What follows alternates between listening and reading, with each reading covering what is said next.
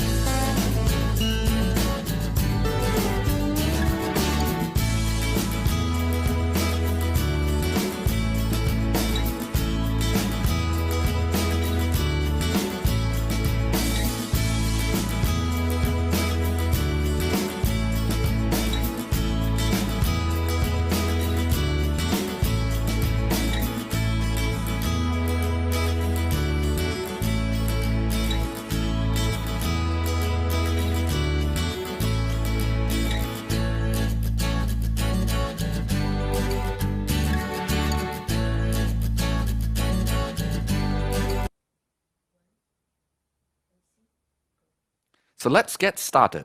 We'd like to invite Jason Low, founder of Peace Future, to give his opening address for Iphatch 2020.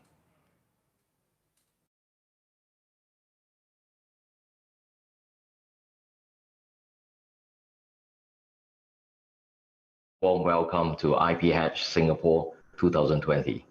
Together with our co-organizer IPI, Iphatch Singapore has entered its fourth running year. This platform has created over 30 startups, and these startups continue to inspire me with their innovative ideas and drive every day. Before we get started, I would like to express my sincere appreciation to IPI, their team, my team, and all our esteemed ecosystem partners who have been supportive of this throughout the years and make the launch of Iphatch 2020 possible. In addition, we would like to dedicate our special thanks to our IP owners this year who are Ricoh, Nokia, and Panasonic. In today's session, we will be launching new technology portfolio to bud entrepreneurs and companies and give them opportunity to create astounding innovation beyond imagination. This year, we have also updated our mission and vision to enable better inventions to take maximum impact to human lives. We hope to inspire companies to use innovative technologies to drive economic and social impact and contribute to the society. We believe this adjustment will set us on the right track to achieve greater startups with greater impact. I myself is a big fan of future and innovation, and I would like to encourage innovation beyond courage to make use of this tough climate to make something that is meaningful and impactful. Singapore is a great place to grow your business. As a leading startup hub in Asia, we have a very open and cosmopolitan culture, diverse talent pool, and well-established infrastructure from VC network to accelerators and incubators to support you in your startup journey. ESG has also set aside $150 million to enhance SG Founder Scheme to boost a pipeline of new startups to seed new innovation. The IP regime, I would like to emphasize, is also one of the strongest in Asia, and that makes it so easy to actually make it as a springboard to other countries around us. With that, we hope Iphatch can further ignite your startup journey in Singapore, and I wish everyone a lot of success in the new year 2021. Thank you.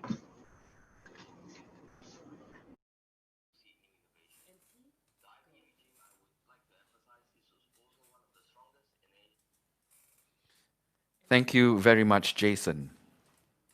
Next, we have a panel discussion on supercharging innovation for impact. Industry experts from diverse backgrounds will share how innovations and commercialization should evolve swiftly and respond timely in this current climate, from the venture capitalist, legal, and corporate perspectives. Before we move on to this segment, we'd like to encourage you to submit your questions on the Pigeonhole Q&A platform by scanning the QR code at the top right corner of your screen or visiting the website at pigeonhole.at/techinno2. Some of your queries may be answered directly on the Pigeon Q&A platform as well. Claire Lim, who is in charge of Regional Business Development at Peace Future, will be the moderator for this panel discussion. We will also invite our three panelists on screen. We have Welly Tantono, General Counsel of Secretlab, Remi Choong, Principal at Elevate.vc, Chris Siebens, Senior Associate, Orrick, Herrington, and Sutcliffe. Over to you, Claire.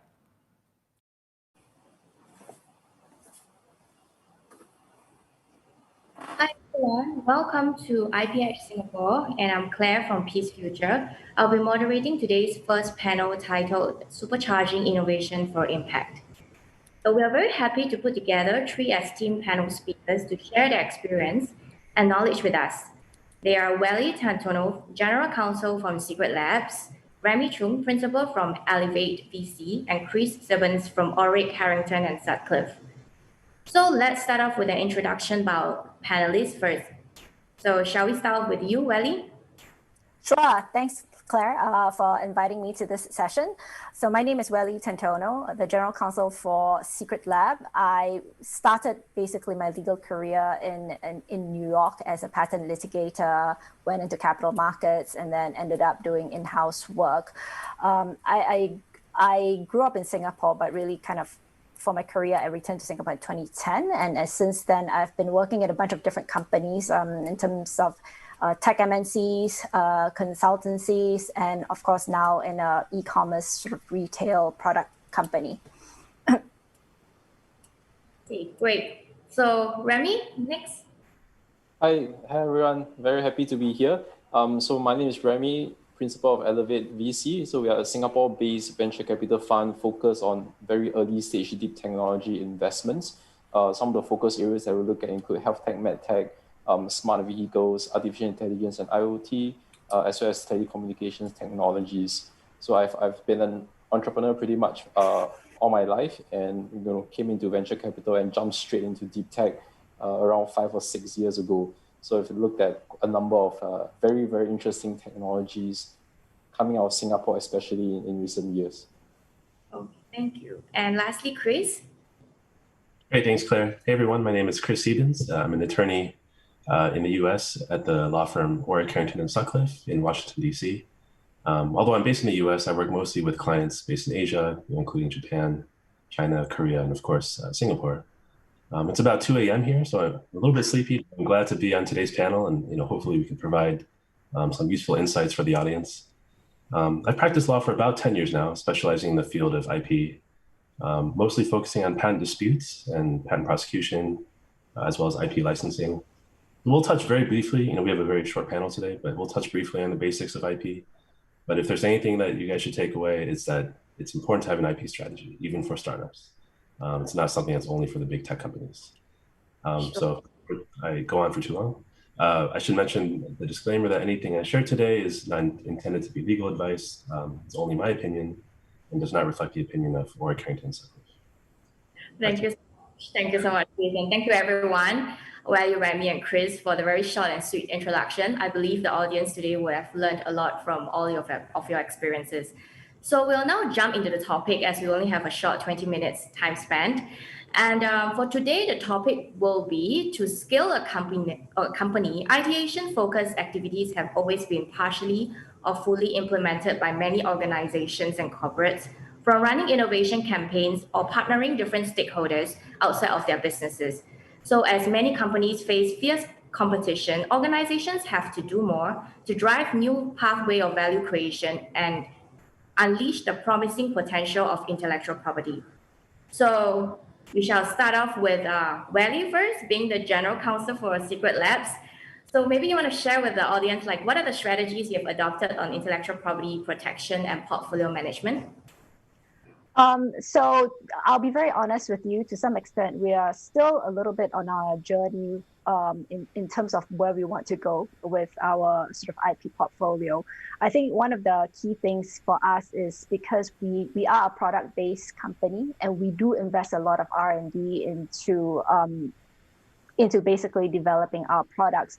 So for us right now, I would say we are still at an early stage of IP portfolio, which tends to focus more on just building basically, both your defensive strategy as well as your offensive strategy, right? Especially with our products being now quite well known, because I think we are the #1 brand in gaming channel, and we have a lot of people copying our stuff. So it's all about then, what do we need to put in place in terms of protecting all of the next gen product that's coming up, so that we can go after competitors who are popping up left, right, and center, as well as balancing that really with our business model, which is, even though we're a chair company, we're very different. We sell seasonal chairs, for example. So that affects what we can do and sort of the IP assets that we will think about protecting. And, because you have to think about whether you do design patents, you do utility models, a lot of these things. It's not like the usual where you have a long, furniture tends to be a 5 to 10 year type of thing. So you can focus on utility on getting utility patents. But for us, a lot of the stuff, it changes so quickly. So we really have to think about IP assets in a very different way than, say, what a traditional furniture company would be thinking about. I see. That's great. Yeah, we definitely hear you. I mean, as a product-based company, it's very different from just tech-based. So there are definitely different ways of looking out for different new inventions or new designs that's out there, especially design that you've mentioned. So that's very insightful. Thank you so much. And Chris, I know that you used to be with the corporate as well. Any experiences to share on the strategies on IP production and portfolio management? Yeah, thanks, Claire. So that's right. I did work at Panasonic in their in-house IP department for a couple of years. So I do have some perspectives there, as well as just from my my current practice, where I work with a lot of large companies as well as startups. I think I'll just offer a few tips to keep in mind in terms of IP and early stage startups. The first of which is to really focus on your core product or service, whatever that is. Try your best to break it down into individual elements. And then try to pinpoint what it is that you think gives you a competitive advantage, or what is it that improves upon. This helps you identify what's actually important to your business and then what you should try to fix. Secondly, I would say think about your business strategy from the perspective of geographic markets as well as your competitors. This is helpful to make you figure out where you should get IP protection, as well as what type of IP protection, right? So, as Welly kind of alluded to, there's many types of IP, and we usually spend an entirety discussing them. But at a high level, there's utility patents, design patents, trade secrets, trademarks, copyrights, and just even other types. And they all have their own purpose and requirements. And so I'll just say, keep in mind, in general, IP is country specific. So if you want to operate in multiple markets, outside of Singapore, if you want to operate in China or the US, you need to get patents in each country to the extent that you want to do business there. So there's different vehicles for doing that, but just keep that in mind. And just one brief final point. Building up an IP portfolio is a long-term endeavor. Again, I think has really alluded to. So it's something you want to start early and just get the process going. In the US, for example, it can take years to get a single patent issue, just how many applications are filed. There's some tips there. Okay. Thank you so much, Chris, for that. It's also very informative. And over to you, Remi. I know that, as an investor, definitely look a lot into big tech, emerging tech. Can you share how intellectual property assets can contribute to investments from investors? Any points that startups should take note of? I think intellectual property, as with most intangible assets, tends to be overlooked at a very early stage of a company starting out, right? So some of the intangible assets that founders tend to be very familiar with includes things like team culture, where everybody knows it's very important, and as you scale, this is how you scale. But one area that tends to be overlooked for tech, deep tech, non-tech startups alike is how do you protect yourself against some of the, firstly, incumbents, and secondly, other people who might be thinking about coming to disrupt you in time to come. So that is an entire huge sphere of risk management. And there's not a risk management for the next 12 months or 24 months. There's a risk management for the next 12 years or 24 years. So that is something that we tend to look into very deeply at a very early stage. And that is a little bit of a defensive strategy. And I think we'll go a little bit more in depth into what are some of the strategies and tactics that we can go about doing that. And, to this, I do look to Chris and Welly as the residential experts we have in the house today. And then, of course, there's this other part of it, which is what is your exit valuation, right? Because as of today, majority of tech companies are worth what they are worth because of the intangible assets. And when it comes to, for example, an acquisition, the intangible assets are actually the ones, or rather the real assets that are being priced for your exit valuation. So if you have something that's really solid, so for example, a patent that is as good as a global patent, then you might stand a higher chance of that being valued a lot higher as compared to having, for example, no protection or don't have something that's on very firm standing ground. Of course, then, the other side of IP protection that people know for startups is on the aggressive side of things. I would say for early stage startups that we deal with, more often than not, that is not the case. But again, I know that Chris and Welly will have very interesting and very cost-effective strategies to share with us later today on how do startups help protect themselves if they have a strong and solid IP strategy in-house. Okay, great. I mean, thanks for saying that based on the IP standpoint.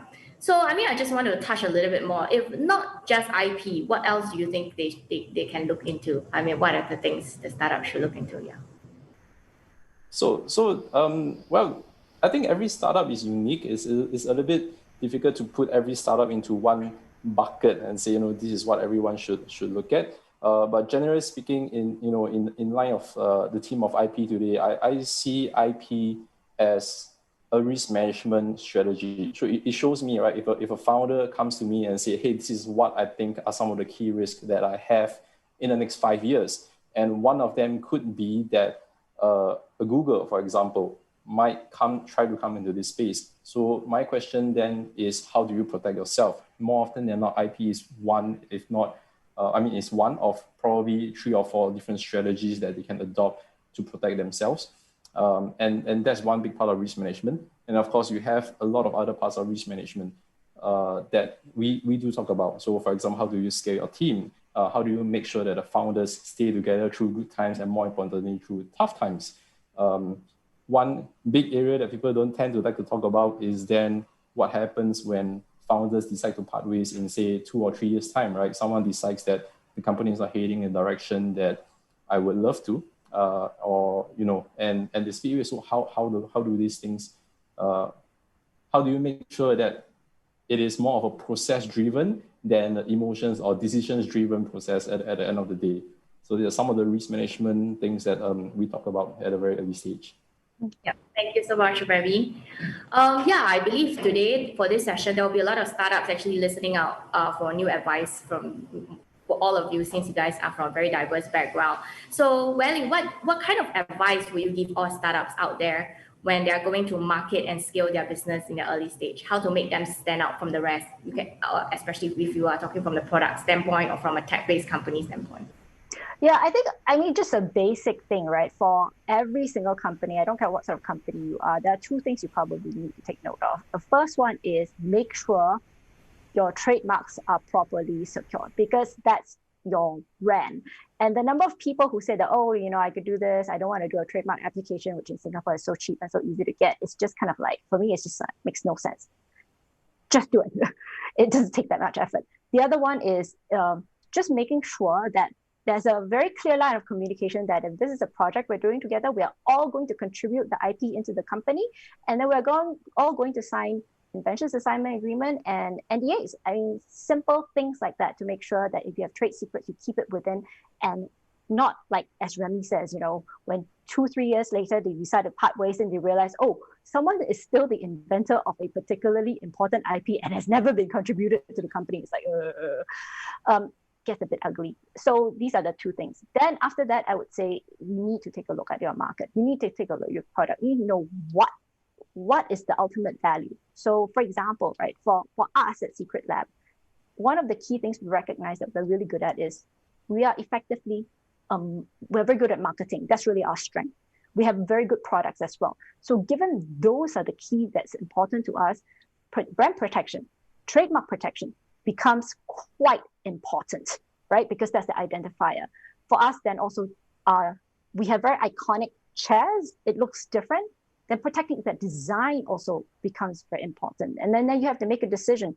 You can't spend money everywhere.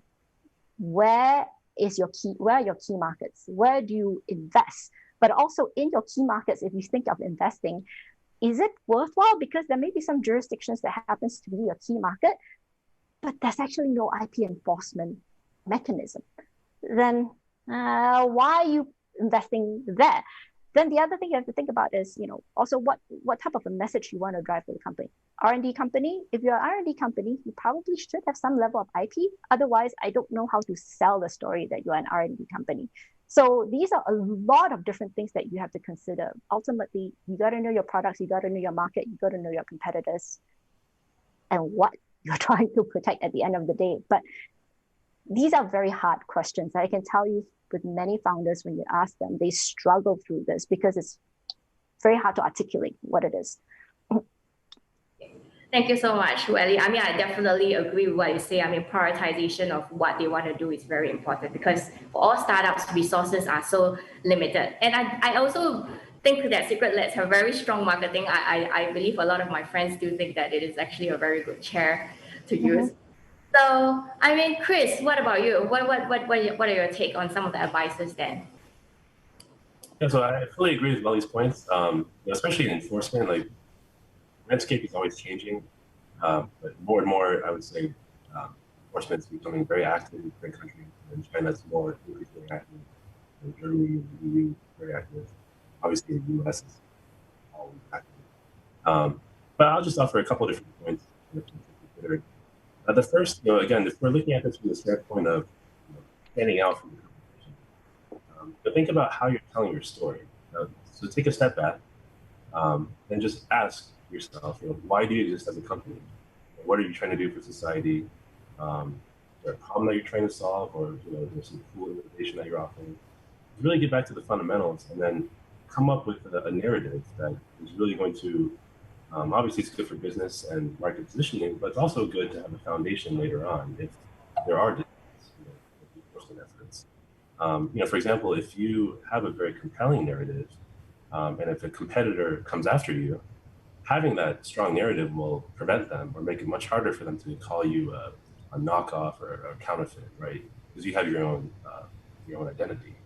And on the flip side, if you try to enforce your own IP against others, if you frame your company as like an innovation success story, that gives your enforcement efforts a much more legitimate appearance, which is very important actually. So that's the first point. And I would say secondly, once you have IP assets, like I said before, they take a while to accumulate. But once you have them, don't be afraid to use them. You should think of IP as tools for extracting value, right? It's not just something that sits on your corporate books and just stays there and you pay maintenance fees. That's not how they should be used. So for example, if you feel that a competitor is really, encroaching on your territory or challenging your market share, one strategy that I've seen companies do is they will send out a notice letter, right? So you put your competitors on notice that you have a patent portfolio that may be of interest to them. This is pre-dispute, pre-litigation, so you can kind of look at it as like a friendly but assertive way of letting competitors know, like, hey, I'm here, you should take me seriously, and that they should proceed carefully. So that's one thing to consider. Another is to think about patent transactions, and so this is selling patents as well as acquiring patents. The reason I bring this up is because patents are a pretty unique asset in terms of different companies will value the same patent differently. There's no, generally speaking, there isn't any established market value for a very specific patent. So this is very different from, for example, stocks or real estate, where you have fixed prices. If you want to buy Tesla stock, you just look up the share price on the NASDAQ exchange and you can buy a stock through your broker. So the point here is that patents, if they don't serve a purpose for you anymore, if as your company evolves, maybe you get into new product lines and you just don't need to protect your former old product lines anymore, you could look into either licensing or selling your patents to recoup your investment. Or on the flip side, it could make sense to even buy patents from others if there's a good opportunity that comes up. Patent aggregators, sometimes they're called patent trolls. Universities, even operating companies, they're often looking to unload their patents that we're not using. I would say be on the lookout for opportunities that could be useful. So just in closing, I would say as a startup, you definitely want to secure every advantage that you can, including IP, and just make the most of your assets to really stand out. Thank you, Chris. Thank you, Chris. Yeah, I heard using licensing, and if they want to find patents, I think Iphatch can be a platform for them to, if they want to look for patents to work with, they can definitely look at our technology launch later on. So yeah, Remi, lastly to you, what are some of your advice as well to startups out there? Yeah, so I think the first point I want to touch on is really to build on Chris' point. I think when it comes to buying of IPs, startups, as early stage startups, sometimes you tend to exclude yourself from that strategy because you think the IP is going to cost $5 million, and I'm fundraising 1.5 million today, right?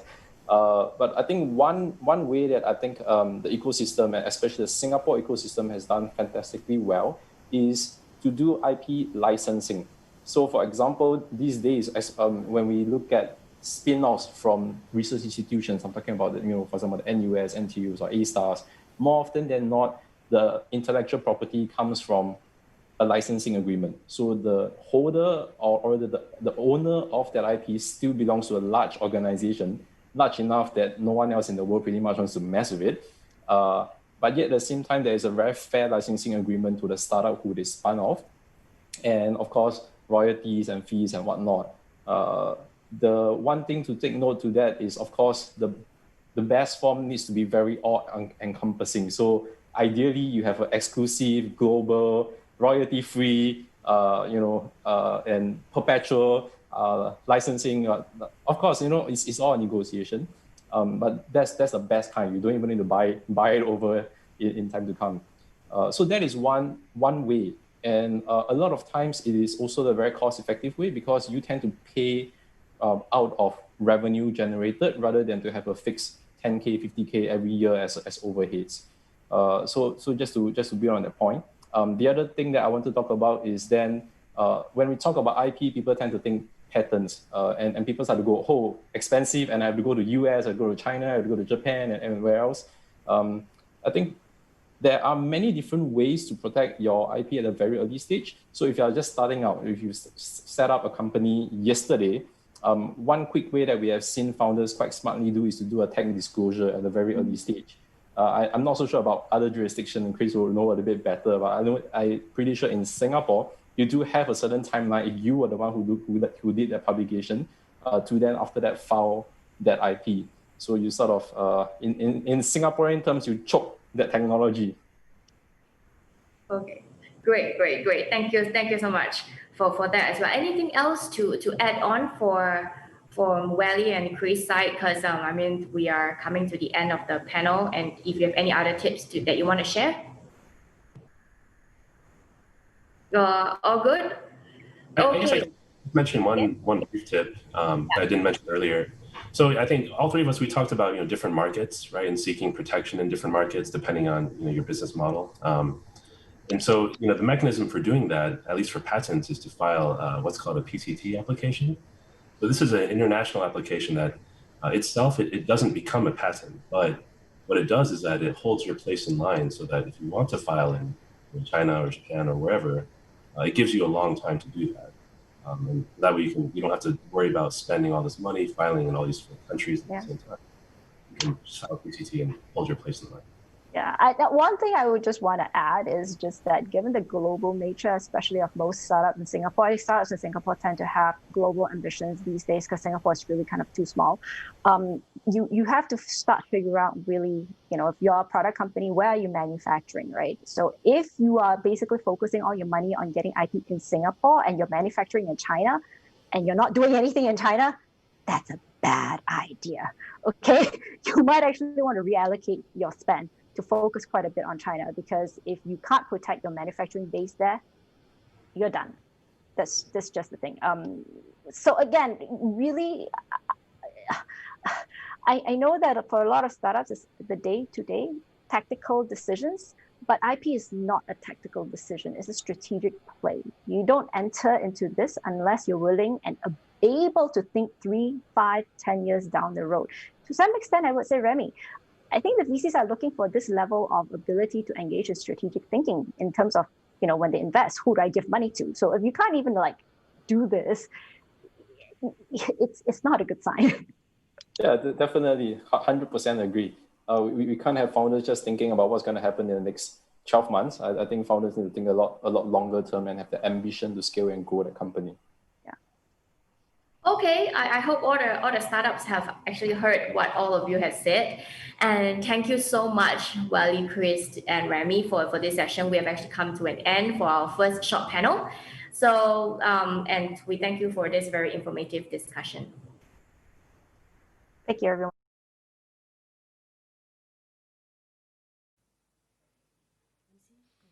What an insightful panel discussion. Once again, thank you very much, Claire, Welly, Remi, and Chris, who can have some rest right now. We will now proceed with the fireside chat with Iphatch startups, Winners from past editions of Iphatch will share their inspirational entrepreneurship journeys and disclose how they have turned the challenges and crises they face into opportunities. We have Esther Wee, President IIPCC with Harry Elias LLP, will be moderating this session. The Iphatch startups who will be joining us today are Alexander Ying, founder and CEO of DRESIO Limited, Junho Cho, CTO and co-founder Bento, and Kiral, founder of Tagvance. Over to you, Esther.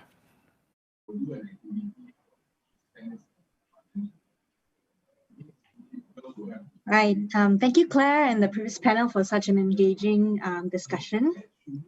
Just to introduce myself, my name is Esther Wee. I'm the president of the International IP Commercialization Council, the Singapore chapter, and we've been supporting Iphatch for the 3rd year running now.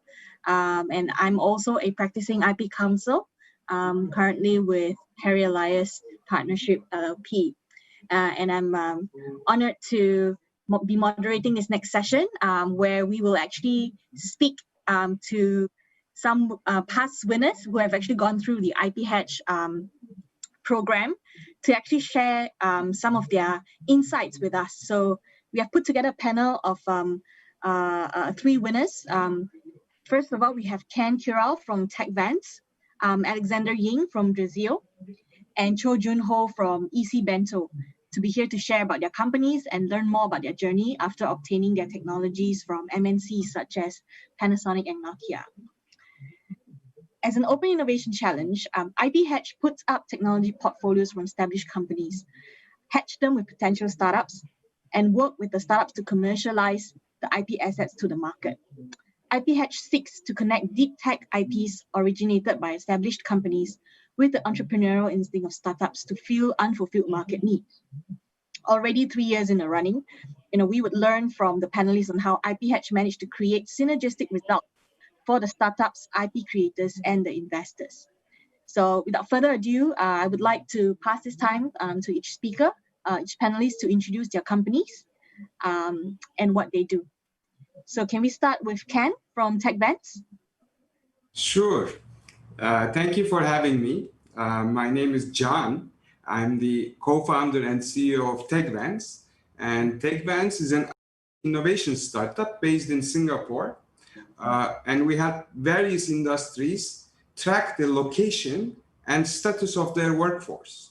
So we're one of the Smart Port Challenge finalists. And in less than 2 years, we have received wide recognition for our solutions and having been awarded twice consecutively by BCA and Enterprise Singapore for our workforce tracking automation.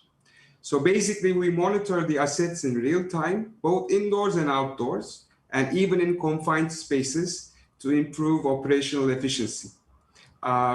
So our workforce automation is commercially deployed and tested at construction sites, mines, seaports, and shipyards. So to wrap up, wherever you want to track, we bring you the dot on the map, and moreover, we may even understand what's going on there. Thank you, John. Can we hear now from Alexander from DRESIO? Hi, hello from Hong Kong. Thank you for having me. I'm Alex Ying, a founder and CEO of DRESIO. We are developing an AI personal trainer on mobile, a digital fitness solution that provides the most affordable interactive personal training experience. Just using the camera on your phone or webcam on your laptop to detect your movement and exercise, and you get real-time feedback from an AI personal trainer. It corrects your form, prevents injuries, and it also pushes you to achieve a higher goal. We are also partnering with fitness professionals to design training programs for professional athletes and Olympians, so people can try top-notch personal training experience programs anytime, anywhere. Thank you. Thank you, Alex. Now, last but not least, can we hear from Junho, please, from Bento? Hello, my name is Junho and CTO of Bento. Let me introduce our company in just 3 parts. The first is You know, every one of us has same question on every day. That is, what should I eat today, right? Yeah, this is the very first starting point why we have started this EC Bento. So we have researched a good restaurant to gather them into the one place, one machine, and develop a platform to expand the machine to the other locations. So that platform, we are calling it core dining platform. This is the second part about our B2B model. Actually, we are not delivered to individual like other platforms as Foodpanda or Deliveroo.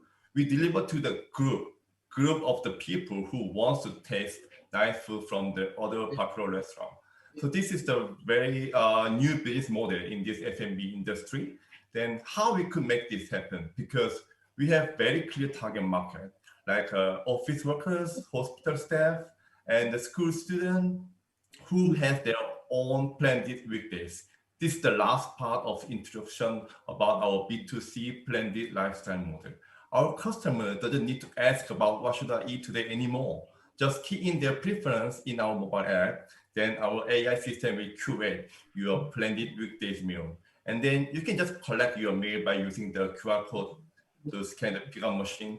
So without contact anyone. So this is our business model, which is very fit to our target customer to provide personalized meal on every weekdays. And the last, I do believe our content-less business model will proactively lead in this new normal era. Thank you. Thank you. Well, all three companies are in very different industries. We're very interested to hear actually what triggered or inspired you, each one of you to actually join Iphatch. So can we probably start with the same, Jean, you can start first, share that with us. Sure. Actually, while we're tracking and when we're using our systems in the field, industrial field, there are current dashboards use 2D web-based visuals. So, but working in such extensive spaces such as kilometers of underground tunnels in mines, tracking the people, right? Or kilometers squares of warehouses at the seaports, or tracking hundreds of people in the construction sites. These all require a more intuitive visualization and efficient reach to insights. So we were actually looking for something how to improve our existing 2D framework stack. And that's why we were actually planning to port our platform to a game engine, enabling these visuals to be with touch, pinch, zoom gestures, and leveraged on the patent from Panasonic for the dynamic area search so that we can actually make it more intuitive and efficient. So this UI update was actually a major milestone in our existing product offering. Right. And Alex, can you share your journey and what inspired you? Yeah. So we are making mobile applications like in fitness, right? So it's a personalized experience. It requires a lot of content personalization to the mobile from the server, and it needs to be fast and efficient. And actually, we are looking for ways to improve the whole process. And luckily, we found a patent in the previous Iphatch that is a methodology to improve the efficiency for personalized content. And it's actually a perfect fit for us. And it actually allows us to have the whole process to be more efficient and more on time, and even allow us to give real-time feedback and personalized content to the users. And that is why we joined Iphatch, and we finally got that IP. Last but not least, Junho? Yeah. First of all, I want to talk about the what is the key element to make startup make the success. Is that there will be many things like funding or some technology, but I'd like to choose the timing the most important. It's because this day is the COVID-19 and pandemic situation. So our business, we are doing the contactless technology. As I have mentioned that our contactless business model can solve the uncomfortable user experience in this new normal, because they will only need to use just their own personal mobile phone and scan the QR code at their nearest pickup machine. So we have integrated these IoT devices to make seamless contactless experience to users. So I thought that this is the best timing to promote our company in this timing, and the IPH competition was the best stage to promote our technology and the timing as well. Thank you. Thank you. Well, can you probably share a little bit about how, how joining IPH, and getting all this technology has actually helped in your business? I mean, you can talk about it from a revenue standpoint, or resources standpoint, or even how has it affected or even helped your business strategy standpoint. Maybe you can start with Alex this time. For me as a CEO of an early stage startup, the IP actually helped us a lot, because it got us in front of partners, big corporations and investors. We got the notice of winning IPH just a couple of months ago, and we already got a lot of big corporation talking, and even investors talking to us. And every time we scroll through our patent slides and they will stop, hey, you got a patent ready? And that's really amazing. And we really realize for a startup with patent pending technology and a patented technology is really, really different. And as a CEO, I really feel that, because I do all the pitching to all the partnership to the investors. And that's really changed a lot from before and after. So that's because maybe, them being investors, having a patent granted has less risk, and yes, they are more prone to then invest in you, because whereas a patent pending may take many years, and you might not even know whether you can actually even get a patent granted per se, right? Yes. Right. How about Jan? Jan? Yeah. Well, actually, I definitely agree that having a patent will definitely help increase the valuation of a startup. However, I mean, in our case, we're already bootstrapping with our retained earnings. So basically, what we were looking for was how to enhance our product offering and how to actually assist and help solve the customer's problem. So, for example, one very specific case was the second patent from from Nokia, that we were actually wanted to develop these sensors for location positioning, incorporating the body temperature differences. So this method actually helps us track the individuals that are not carrying tags, because we are usually relying on the tags and their radios to locate them, and having a solution that is complementing our existing one with actually tracking without the use of tags. So that is how we're actually we're planning to enhance, let's say, our offerings. But I do definitely agree that in the long run, having the patents will definitely increase the valuation in any case. And of course, it will also protect, again, in terms of commercial value, also protect in the competition while you're pitching to the customers as well. Yeah, definitely. Junho, can we hear from you? Sure. Within my past experience, before doing this business, I worked in Korea and Singapore, and now I'm in Hong Kong. Before, at the time, I was used the IP, the patent. I was doing some wayfinding solution. At the time, my patent was the integrate with the mobile wayfinding. So every time I have a chance to pitch the presentation, I highlight this patent that other company cannot do. That's why finally we can get some more than 80% market share in Singapore and Korea before as well.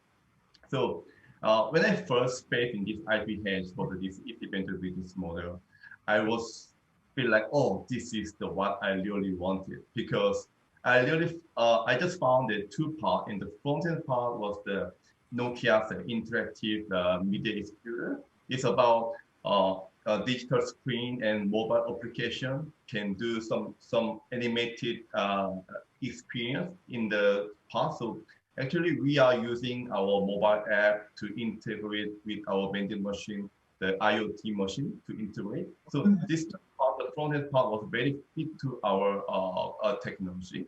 And the other thing is I was also interested in the data collaboration part.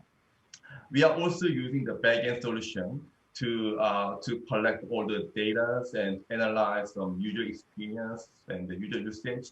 So these two parts was very excited to get this IP. That's why we have joined the IPH, and finally we get a good result to move forward to the next step. That's it. Thank you. Right. So I'm going to ask another question. In terms of cost, right? I think because what are your views on developing your own IP, developing your own patent, your own technology, your own invention versus actually getting a ready patent from bigger companies like MNCs and Panasonic? From the point of view of a startup, perhaps you can share a little bit of the benefits versus the two different methods, and why do you choose to choose the other over the other? Alex, can you share some of your point of view?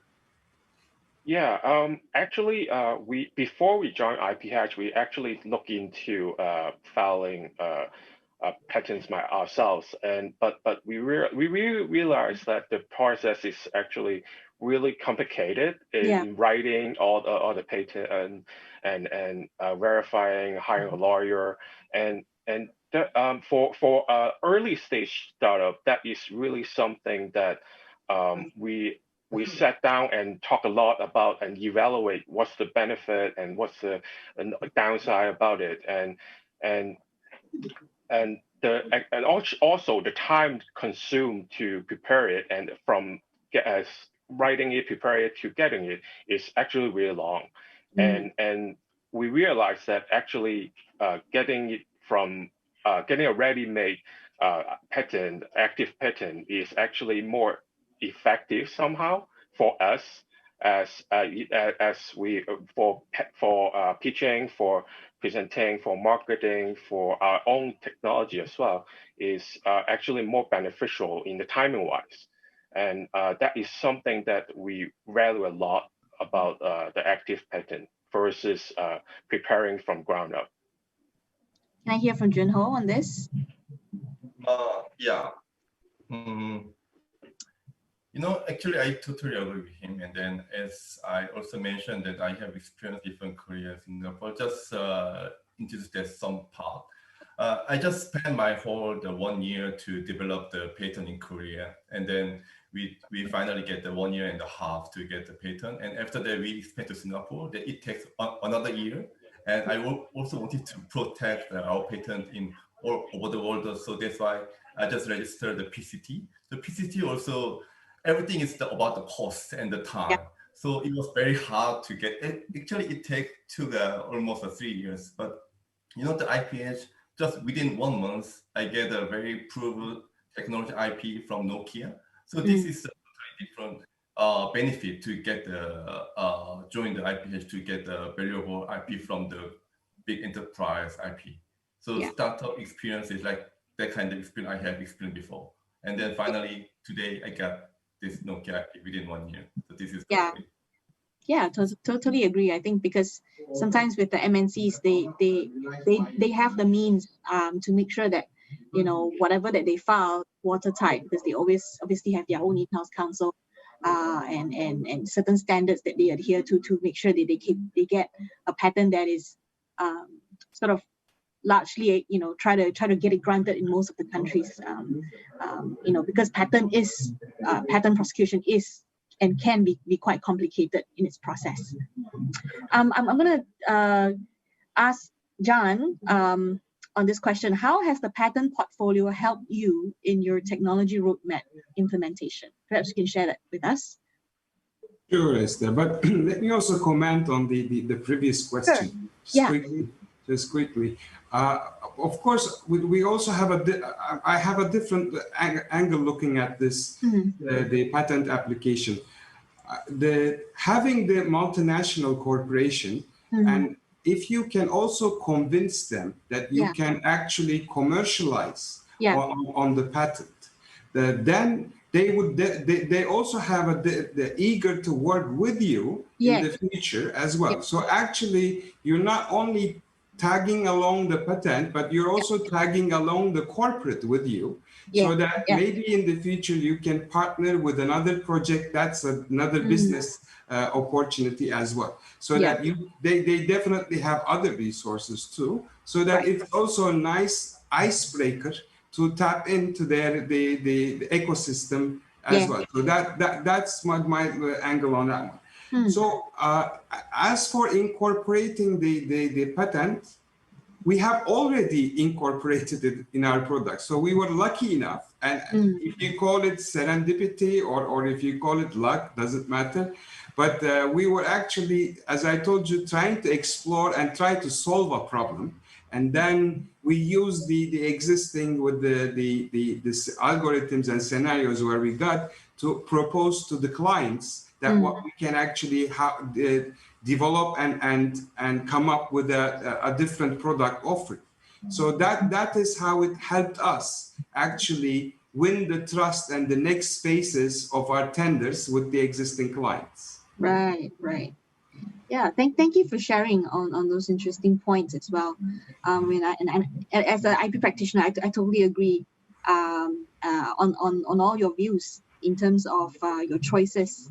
And definitely there is much more benefits actually also working with the MNCs, the startup, because sometimes it's also very hard to bridge that gap between the startup and the MNCs, and this is a very good platform to actually tie that knot between the two ecosystems. Before we end, any advice each of you want to give to those interested applying for Iphatch this year? Perhaps Alex? I think for startups that are looking into Iphatch, definitely take a look at all the technical document of each patent that you are interested in. And you sometimes will find some really interesting things that would tie into your business. And also you can also customize your idea with into the patent, and that is really important. I think one of the key things that we want is that we actually tailor a little bit of our idea to the patent that we apply. So that is, I think, one of the key success factor for Iphatch. Thank you. Junho? Yeah, I also agree with Alexander that totally you have to find the right IP into your business model. So that is most important. That's why I also keep comparing and researching the list of the Iphatch, the patent with our business model. So finally, I found the front end and back end part. So just keep checking the details of the IP. Is it really valuable to your business? So that is the most key part. And then after that, if you have a chance to give a presentation, the speech, then please be confident that it means that your idea and business model is fit to this IP. So just be comfortable, be confident to explain what you have to audience. Then I do believe that you should get some good result. Thank you. And last but not least, Dan? Yeah. I definitely advise everyone to have a look into the portfolio. So either it is to increase the valuation of your company, or it's either to complement your existing product offering. That will definitely add value. But it is not an easy process. Let's not try to take the wrong way. It definitely needs work and study and go over it. So and also it has an equity angle that you have to think about as well. So that's the two-sided system. Yeah. Thank you.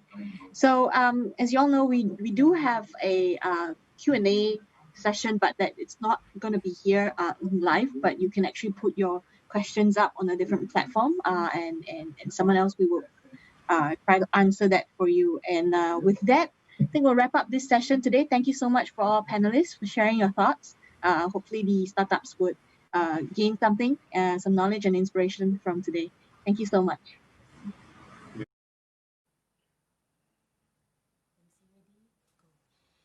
Thank you so much, Esther, Alexander, Junho, and Yan for that very interesting session. For the last segment of Iphatch, we will have Jason Low to launch the technology portfolios and to close the session today. Jason? Thank you, the distinguished panelists and also the startups that have gone through the Iphatch platform. I think you guys would have learned a lot from both panels. They share a lot of professional advice. For the startups, they share a lot of their the journey that they have entered and what kind of value and benefits they have seen. All right, I think those are very, very inspiring. Right now, I'm very pleased to launch the portfolios for Iphatch this year. We are offering a total of 15 portfolios again, like last year, and they are here. All right, everything will be online. You can go to our website to have a look at them. They are split into the Sapphire portfolio and the Ruby portfolio. The way the challenge actually is conducted, you can also find information online. We will be conducting a series of briefings and all that in the coming months. So even if you can't find any portfolio that is suitable for you in whatever that has been presented on the website, you can always bid for this portfolio we call Portfolio X, which means you submit your business model, tell us what you need, and we will try to find something from the IP Bank. All right, and that is something that we have been doing for the last couple of years, and we have seen a lot of good startups, and we don't want to actually let them off this chance to actually getting a portfolio of their own. Over the last few years, we have generated 30 startups, as mentioned. This year's portfolio is having a lot of different technologies in different sectors. You can see these are some of the examples of the sectors that we have in the portfolio. And we will be having briefings, activities. We will have a lot more sharing in the coming months until the submission date. So please stay tuned to our website, and if not, please register your interest so that you will be informed of all the upcoming events and so forth. I hope every one of you to be really excited about this year's run. And I look forward to seeing all your proposals at the end of the submission. And we will definitely be going through each of them carefully and to find out which one, whether you have selected the correct portfolio. And for those who have shortlisted, as one of the panelists say, be confident, because we select you because your business model matches the portfolio. So with that, thank you very much for the organizers, IPI, for Tech Innovation, and we are going to look forward to see your application in the coming months. Thank you. Thank you, Jason. We have now come to the end of Iphatch 2020. Don't forget to check out the Iphatch Winners Pavilion on the Tech Innovation website at techinnovation.com.sg, which features a small curated selection of many exciting startups.